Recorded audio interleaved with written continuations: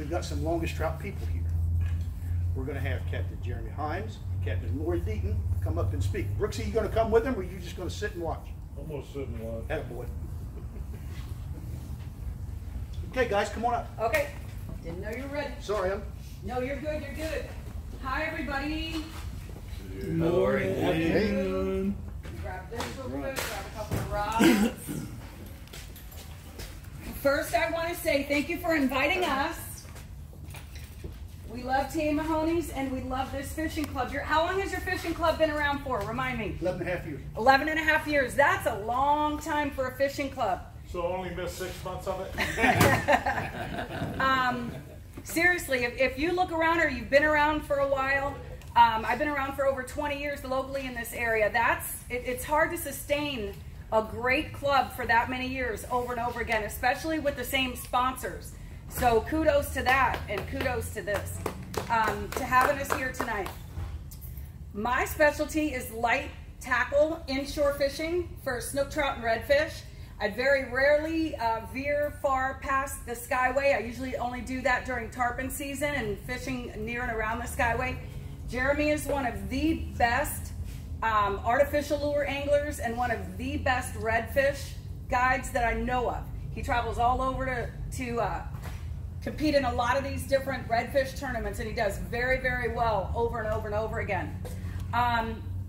I pretty much wanted to talk to you mostly about trout and catching big trout this time of year, because that's what you have coming ahead of you is your trout tournament, which is how far from now? How long from now?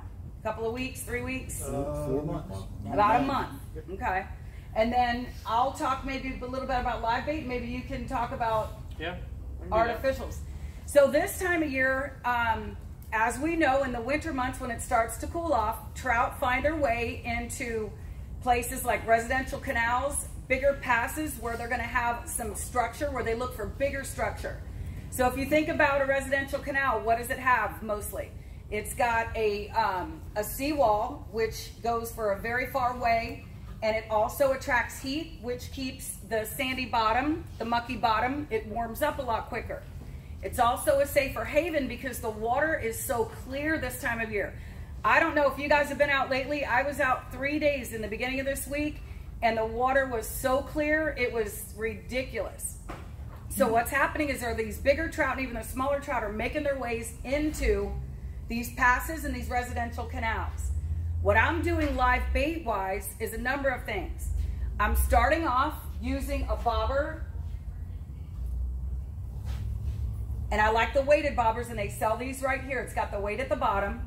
I'm using probably 8 to 10 pound test line, and then no more than a 20-pound leader this time of year because the water's so clear.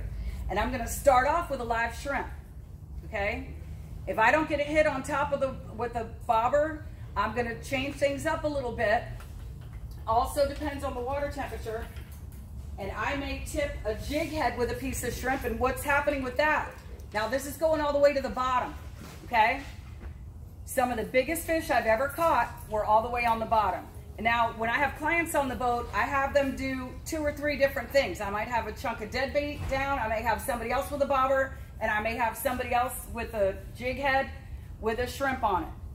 Now, if I'm not getting a bite right away, or my clients aren't getting a bite right away, I ask them to do a slow retrieve, which all that is just letting it sit for a minute, and let it reel up a couple of times, and let it sit again, reel up again, then you'll get your hit. You have to be very, very persistent this time of year with the water temperature fluctuating as it is, and again, the clarity in the water. Jeremy, why don't you talk to them about what artificial lures you would be looking for this time of year for trout, or you would be using?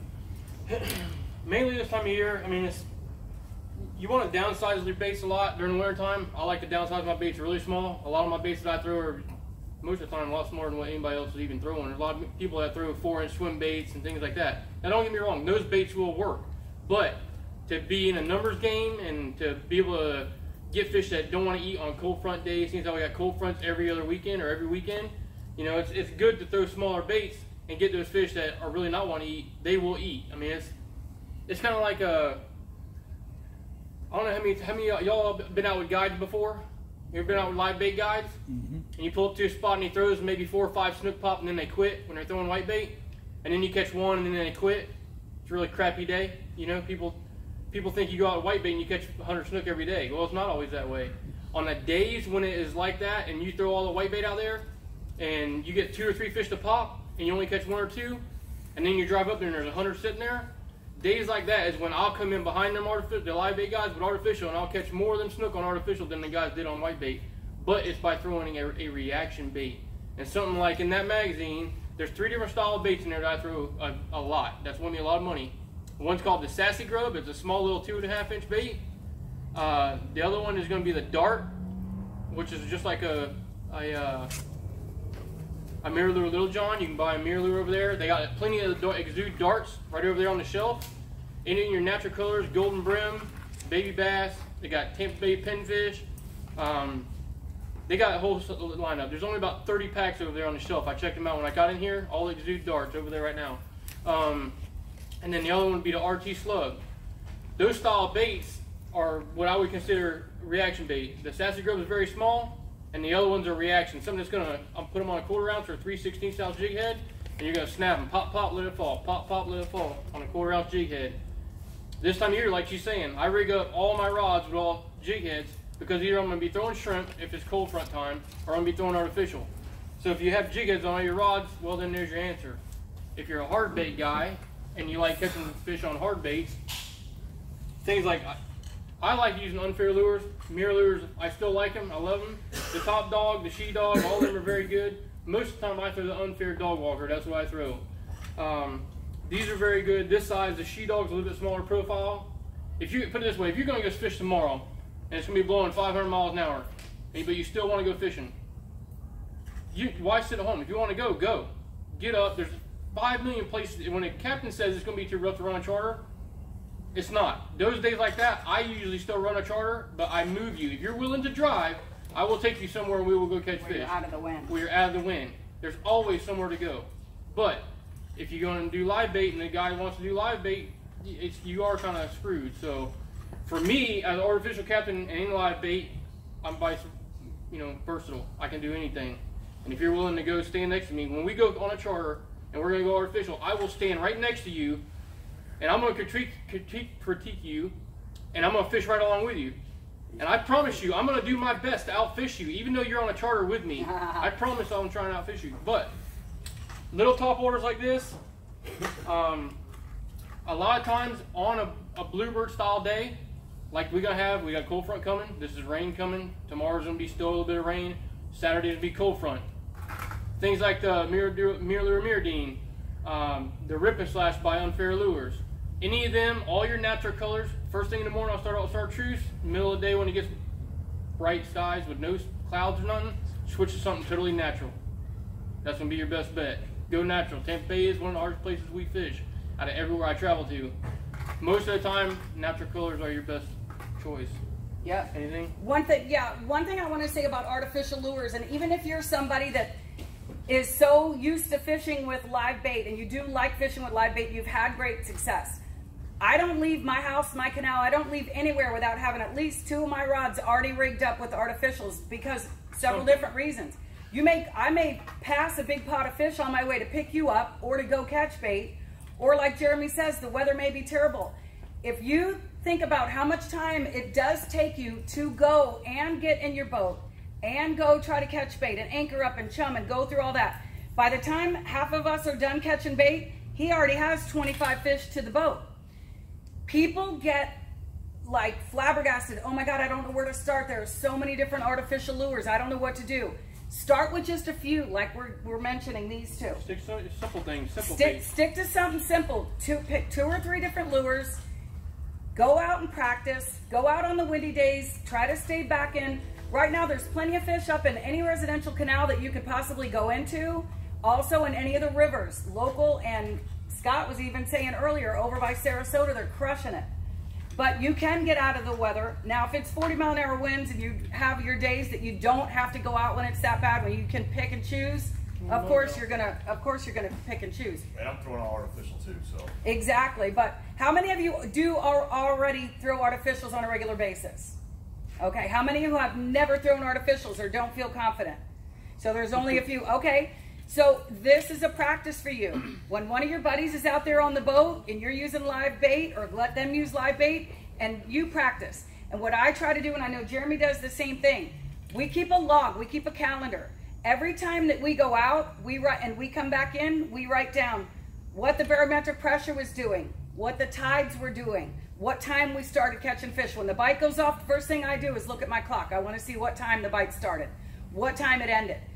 I log every single solitary thing, wind direction, tidal fluctuation, everything. That way I can look, and I save my calendars for about 3 years. That way I can turn back, you know, next March and April, I can go back and say, oh yeah, that's right, I caught fish over here. They never, ever, ever go far from where you caught them the first time around. What's happening in Tampa Bay right now, and Jeremy can attest to this, and if you're out on the water enough, you know, a lot of changes are happening with a lot of different dredging. For example, when they dredged over by the Apollo Beach power plant, an area where we could go at any given time in the winter months and catch a great number of good sized cobia, sharks, all different kinds of fish. It has never been the same since they dredged that area. Now they're dredging down by Port Manatee, an area that I fish a whole lot. That's going to already change things as well. That being said, challenge yourself to find newer areas. Those of you, I've heard so many of you say that you live in Apollo Beach. Try fishing north for a change. Finding different areas. No, stay down there. No. Stay down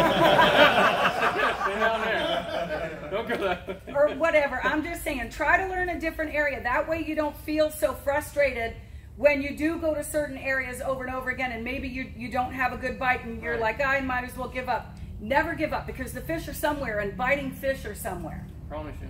Okay. No matter what day it is, I don't give a damn what day it is. I don't care if it's snowing in Florida, in Tampa Bay. If there's a tournament in Tampa Bay, somebody's going to come in with 2 fish and they're going to win. I promise you. The fish are going to eat somewhere. Somebody will figure them out how to catch them. I've only been in one tournament in my whole life, and there was 65 boats. 5 boats brought in a fish, right? 3 of those boats had 2 fish. They were this big. 3 boats had 3 18-inchers. We had 1 fish. The guy below us had 1 fish. We won the whole tournament with 1 26 3/4-inch redfish out of 65 boats. Believe that story or not. That was pretty impressive. That was out of Homosassa. But the thing is that, you know, you have to challenge yourself when you're going fishing, and don't take all this crap. You pick 1 or 2 baits. You rig 2 rods. If you want to learn, and you want to learn the area. When you want to learn the area, you take 1 rod, 1 bait, and you get on the trolling motor and you run that thing dead. And you troll motor every shoreline, every nook and cranny. You look for every pothole. That's how I do it. When I'm going to learn another bait, if a new bait hits the market out there, I'm going to go find it and I'm going to go have it. If I go find it, I'm going to take it out. I'm going to use it for a week straight, or at least for the next 5 days that I go fishing. That's the only bait I'm going to have time on my rod, and I'm going to learn where I catch fish out on it. I'm going to take that and use it in a different situation, and I will figure out, learn how that bait works, and then that's going to be an arsenal on my page. So you got your top water plug. You got your top water plug. Something like this you're going to want to throw somewhere in the back country, or out on a wide open flat, 3 feet of water, 4 feet of water, grass, sand. Say if you're going to fish little cockroach, you're going to be in the back fishing points, things like that around the little islands. Okay, so that's one technique. Now if I'm going to go throw them the darts that I was talking about earlier, mainly the golden brim color, baby bass, Tampa Bay pinfish right now has been the best on a quarter-ounce jig head. Whenever I'm fishing them, I'm going to be fishing deep potholes in between the grass on the outside of the back country, and it's going to be inside the sandbars, fishing the ditches and potholes and grass, things like that. And that's where I'm Explain to them what you consider a ditch. Everybody's always confused about the ditch. A ditch is going to be somewhere that's either going into a creek mouth, or it can what I consider a ditch would be, you can go to E.G. Simmons, right, or Cockroach, south of Cockroach. If you get inside the sandbar, just on the outside of it, you got a bar that's running one way. E.G. Simmons is the easiest way to explain it, right? Okay, E.G. Simmons, everybody knows what it looks like. E.G. Simmons, the waves come up, say the bank runs this way, east and west, okay? The waves are always hitting it and rolling up onto the bank. Well, if you've ever been to E.G. Simmons and you study it, if you really want to know the secret to that place, how that place is laid out, you have about 200 yards from the mangroves out, and that's going to be a solid flat. There is no ditches, there is no pole, there is no nothing. Besides in a creek mouth, in the corners, right? Okay. So that's a solid flat. 200 yards out, it's going to switch from being flat to wave ripply, right? Is that the ditch? Them are the ditches. Okay. And they're going to run east and west. That's what it's going to be. Now you got to figure out on a tide or time, certain weather conditions, where those fish will fall out to. Sometimes they're in the first or second ditch. Sometimes they could be in the fifth or sixth ditch away from that. There's about 5 or 6 ditches that are out there in the wide open. And they don't all just run straight. It's not like you can get in a ditch and run the same ditch from Paula Beach to E.G. Simmons. They're going to switch and break, and you got to hop and move over. And there's a couple places where they come into a T, and there'll be like a 4-way intersection. Usually at them 4-way intersections, all 4 ditches, there's your school of redfish. I've won more money from E.G. Simmons than any other place in pretty much Tampa Bay. You can take that to the bank. But it's a good place to fish. It's not as good as what it used to be, but there's still fish there. If you work at it, you can do very good. Yeah. For those of you who do particularly like to fish with live bait, I do myself, and I know that you're having a trout tournament coming up. I caught my personal best and biggest trout on a huge pinfish. Now, I know you mentioned smaller bait during the winter, but it was winter time, and I won a lot of trout tournaments this way. And I thought about stopping at the tackle shop and getting one, but I didn't. So you're going to take a pinfish, you're going to cut the tail off of the pinfish, and you're going to cut the dorsal fin as well. You're going to cut the pinfish in half, and you're going to flap the skin back. Are you guys with me? Or maybe you can remember this. Butterfly pinfish. You butterfly your pinfish, and you let that sucker just sit on the bottom. You may be catching, and I said earlier, you have to be patient, and persistence pays off. If you're catching a bunch of little trout here and there, 13 to 16 inches, you're gonna catch a big one. You just have to be persistent. That's the best advice I can give you on live bait, is a huge pinfish. Butterfly. Okay? I will Go say, ahead. No. I've been running quite a few charters, and I have noticed on some of the live bait trips that we've been fishing, most of the fish that we've been catching has been in the backcountry right now, or in the ditches. The main cuts, the main creeks, deeper canals, or in big back bays that have big sand flats on one side or the other. Something where it's going to warm up when the tide moves up. Now the fish ain't going to move all the way up. They haven't been.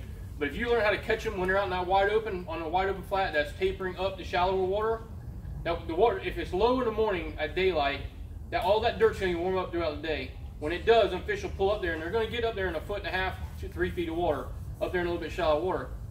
We have been actually, a lot of the snook, we get fired up. You get a popping, trout popping, whatever on the white bait, and then you catch 1 or 2 redfish.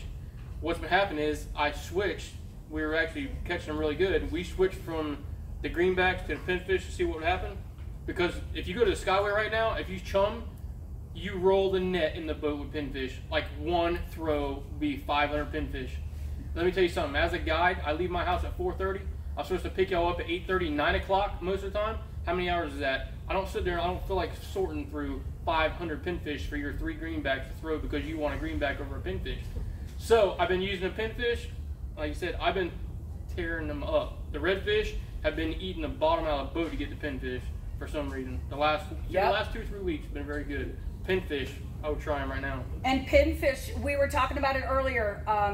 You and I were talking about it earlier about having to go all the way to the Skyway to catch bait this time of year. A few weeks ago, we were able to go just about any tower out in the bay to catch bait, and then another cold snap would come, and then we'd have to go all the way back to the Skyway. One cool thing about catching pinfish, and you can find them just about anywhere. They're in the shallow grass flats. They're very close to most any boat ramp. When you put your boat in, start looking around, you can find pinfish a lot easier than having, it's not such a waste of time. You're throwing a smaller net. They're a very hardy bait. So it doesn't matter if you're, how long you leave them in your live well. There's different ways that you can hook them. I like to hook them right back here behind the dorsal fin if I want to see them swim up a little bit. But when it's really cold and the tide is not moving very much and the fish are there, I would be using a dead pinfish at the bottom. Something for you guys to try, and I'll want to know how it goes with your trout tournament. Is anybody allowed to fish your trout tournament, or does it have to be just members here? Anybody. Speaking of members, why are there no ladies in this group? She stayed home. Are there any ladies that are? Do you have? December we had 7 or 8 women here. Okay, so that's We just. were hoping you coming would bring more, but no. Well, I think I'll it's work the on weather that. tonight. You probably intimidated. Scott was glowing. No, there's no way. I want to see more women come out and We fish. know. Absolutely. I'm going to come back to another one, and I'm going to bring some girls. You need some girls up in here. Put that on the website. Lori's bringing girls. No, I mean, Yeah. I'm And seriously. all y'all's wives can be like, you're not going. So it'll all be all girls and no guys. My boyfriend's here. We fish together. We love to do everything together. Don't you guys love to fish with your girlfriend or your wife? Absolutely. Be honest. Raise your hand. The camera's facing me. You can't see. You guys all love fishing with you. Can we edit this part? No. Yeah, right. So why aren't they here with you tonight? They should come. She had something to do because there's all kinds of shopping. There's She all went kinds to the of. casino.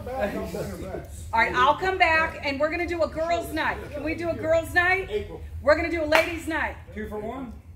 Hey, depends on your game, baby. Does anybody have any questions? I do. Go ahead. What do you mean by white bait? White bait is greenbacks. Okay. They have 3 names: whitebait, sardines, and greenbacks, and it just depends on. So you are. Filter. Yeah, Filters. filters. Now, You're a redneck. do you know the difference between a Threadfin. threadfin and a white Gill bait? sardine. We should have bought bait with us. No. Yeah. Okay. At All the- right. At the tackle shop, you can go in there and give me, Most of the time they're greenbacks, or you're going to buy from there. They ain't going to be able to keep thread. Yeah, they're not going to be able to keep the red Red fins fins alive. But die right oftentimes when we throw our cast nets, we get both baits. One lasts a little bit longer than the other. You got to hand pick them out. Yeah, you just take the dorsal fin, the Redskins got a long. It's like a mini On your And lure. they don't last long at all. Yeah, tell us Jig about head, tackle. how do you hook your shrimp on that? That's a great question. I do several different things until I figure out what's working. Sometimes I'll take the entire head of the shrimp off and put it all the way through so that only the tail is sticking out. Sometimes I take just the tail off and bring it through. So, and we should have brought bait. I'm sorry I didn't bring bait. I was going to show you I guys. ain't got an open soft plastic up there laying around anywhere. Or I just put it right through the horn. You have the eyes, and then you'll have the little black spot right back here. Yeah. That's the brain. You want to make sure that your hook goes right in between those two when you're hooking your shrimp. So you hook it up by the head, not by the tail. I try different things until I figure out which is working better for the bite. In other words, normally I have 2 or 3 people on my boat. I'm trying 2 or 3 different things. The guy that's catching the most fish, these other 2 cats are switching over to whatever he's doing. That way we can figure out, because not everything works every single day. Something that works today might not work tomorrow. Okay? Another thing, just for everyday fishing, if you don't throw a cast net, there are pretty much there are bait guys that are staged up. There's a guy in Apollo Beach. There's a guy over by Gandy. There's a guy over by, Cockroach bait. that's Phil. Yeah, but I'm talking about O'Neill's. There's different bait guys, and they're listed on local social media. Also, another idea that's always a good idea to have, if you're going to go to your local bait shop to purchase shrimp, get a little frozen thing of thread fins. Because like Jeremy said, you can throw white bait sometimes, and these fish aren't going to eat. Maybe they're tired of it. You don't know why they're eating certain things one day and they're not the next. But I always like to have a frozen box that I can cut up and just put a chunk of dead bait and just set it in the rod holder. Let Rodney hold it. Catch it. Like Rodney. Remember that? He'll hold it. Have you guys ever heard that saying, let the rod holder do the work? Because you get fidgety. You get, especially with... And listen, another good thing about throwing artificials this time of year, yeah, the water's clear. Fishing is tough this time of year. This is the toughest time of the year. Come March, April, May, you catch fish, you'll catch 100 fish a day. This is the time of year that you have to work harder, you have to try harder, you have to try something different. You don't give up. The cool thing about fishing with artificials this time of year is that you can cover so much more ground. You're on the water as the sun's coming up, you're already fishing. You can cover so much more ground. Whether you have a trolling motor or you can let the wind drift you, you could use a push pole. There's different things that you can do. Have your buddy up front fishing while you're moving the trolling motor. But using artificial lures, you can cover so much more water. And my last bit of advice is to log every single solitary thing that you're doing. From the time the bite starts to the time the bite dies. What the moon phase was. All of that. All of this is a big science, and it comes back to the next time you go out fishing, that same area. The fish are in the same part of the water as they were the year before. Trust me. Over and over and over again. Takes a little while to learn a certain area, but give yourself a certain area. Once you've learned that on an incoming and an outgoing, low tide, high tide, then move your way a little bit further and you learn that area. That way you have a little bit more of a, what's the word I'm looking for? Starts with a V. Variety. Variety. Bonus, yeah. You know what I'm saying? To find fish. Anybody else have questions? Go ahead. Go ahead. Jeremy, I know since we both throw artificial, in the wintertime, two things that I used to do is either a translucent clear small bait to imitate glass minnows, Yeah. or a darker crustacean bait. Right. And when I used to throw Mr. Twister, which I know you can throw, Yeah. he used to have this thing, it was like a mite called a Helga mite. Yep. On a 16th ounce jig head. Yeah. And man, I used to crush. Now I use, TRD hogs or a TRD, Yeah. these little Ned rigs. And man, I'll tell you what. You're a little more finesse and hardcore than I am, then.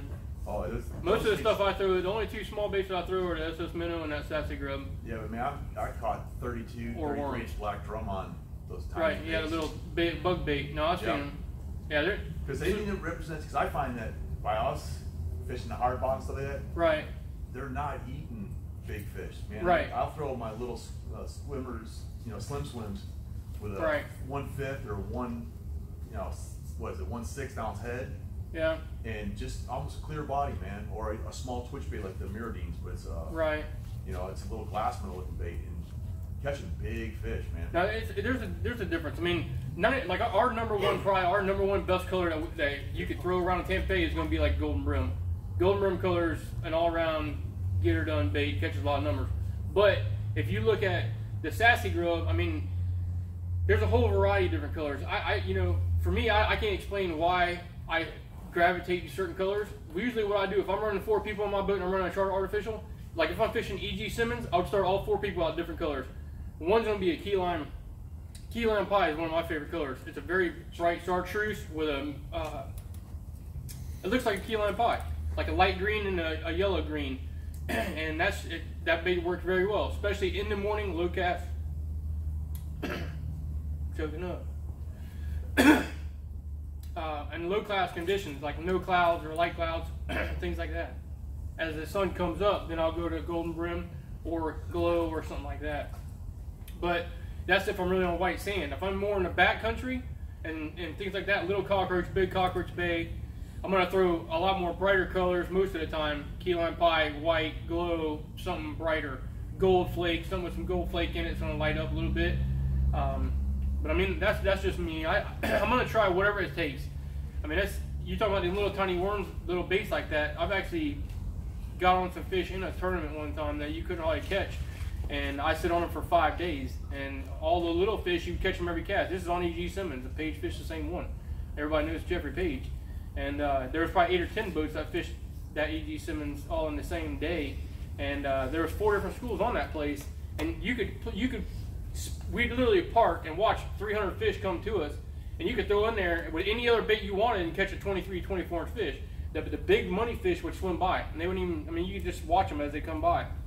So like Thursday night, I was sitting at home and, I'm looking in my garage and I'm thinking, what the hell? I've been out there on them for 3 days straight and I can't get the money fish out of them. I know they're in there. And, I was looking at my dash and on my counter I had a 97 cent pack of Renegade rubber worms that I bought at Walmart when I was a kid and when I was just walking ponds. It was 94 cents. I looked up there, I walked over my bag. I have them on my wall. So like my shop has like this much tackle in it, right? They're all my sponsor everything. Something that I bought from Walmart, that was 97 cents, Renegade rubber worms, what they are. I picked them up, took them out the very next morning, went back there, I sit and I wait. 300 fish come to me, I threw my bait out in front of the school. The first one to eat was a 26 3/4 and he was 7 3/4 pounds. I put him in the well and I said, okay, let's see what happens. I sat there about another 10 minutes, I let the school go that way, I come back, made a second cast, I caught 2 of them just like that. I packed my crap, I went back to the house, I took all my other rods out, I put 2 rods in my boat, one had a 1/4 ounce jig head, another had a 3/16 ounce jig head on it. Renegade rubber worm on a jig head with some shrimp procure. I went back out the next tournament day and we ended up winning the damn thing on a rubber worm. Yes. That's how that, just it's brain thinking. Watch the fish, you know. You can't let yourself get intimidated by this. You have to just try something different. Like he said, he Don't just be thought afraid. about it. Don't be afraid to try it. It can't hurt. One more thing I just thought about when he was talking about that. Being able to make a far cast is It's a key. important all throughout the year. It's a very big key. But it's a really important key this time of year with the water clarity that we have right now. Right. The good thing about having an artificial lure on Distance. is you can get so much more distance than you can with a bait or a shrimp especially, okay? And if you think you're moving or working your artificial lure too slow, slow it down. Yeah. So many people are like in such a hurry to slow everything down. Like this time of year when you get cold and you're moving kind of slow first thing in the morning, it's the same thing with the fish. They're not going to be as aggressive. They're not going to be moving as fast as they would, say, if it was 75 or 80-degree water temperature. You have to remember that. I personally, what's I tell that? my salesman that slow is fast. Slow is fast. Slow down. If I were you and I was going to start off, those of you who have not yet tried top water plugs, I like trying top water plugs first thing in the morning. I've had my best success first thing in the morning and at the end of my day when the sun starts to go down a little bit. That's just a thought to throw out there. Are there any more questions? I know some of you are new. I have three things. Okay. You talked about starting with Yeah. artificial. Go to the South Shore Anglers on YouTube. February of 2015, we had Eric Botnick, the owner of Mirror Lures, come out and speak. He started with how to start working with lures. And the first thing that he recommended was you don't have it, your weighted bobber Yeah, right here. with one of, a DOA shrimp. DOA shrimp. With one of DOA Mark doesn't Nichols' come in. DOA shrimp. Okay. The second thing he said was, once you get good with it, and you just work it back to the boat. Different speeds, different, like you said, slow this time of year, whatever. Second thing, gold, silver spoon. The third thing was what's the smell bait?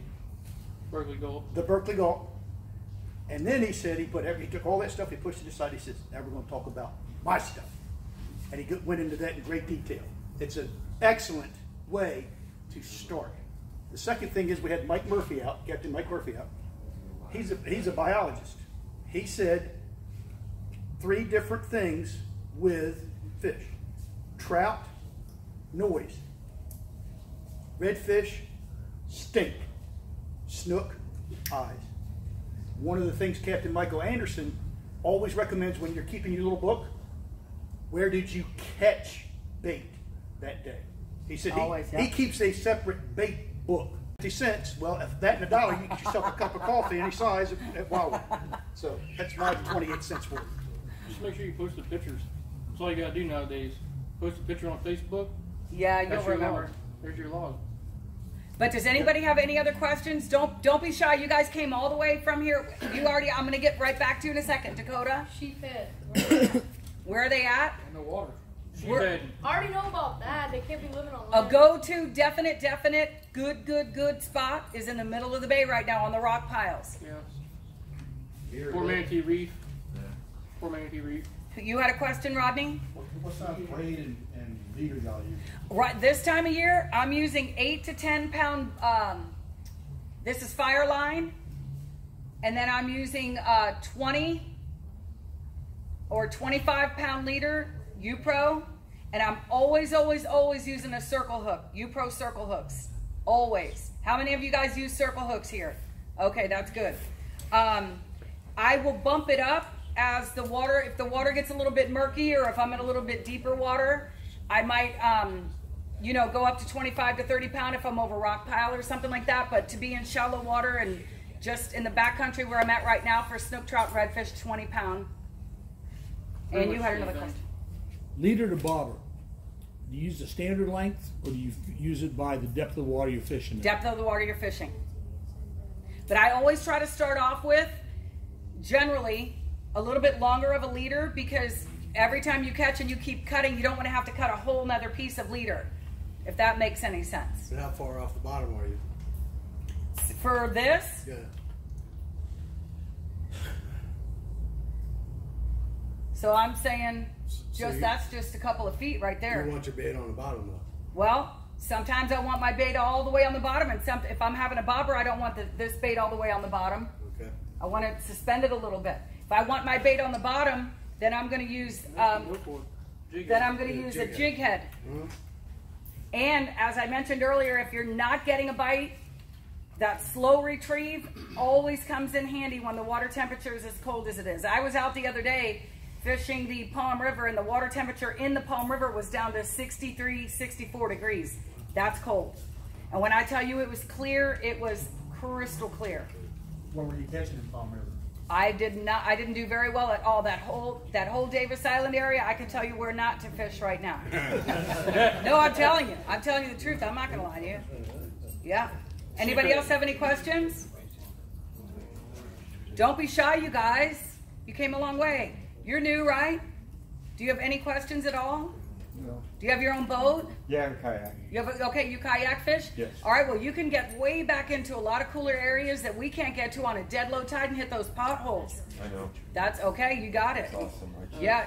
No, you're doing good. That's great. You'll see me. All you gotta do is look for orange power poles. Yeah, orange power Have you seen pole. orange power poles? And when he's flying, man, and he doesn't care. He's the fastest guy out on the water.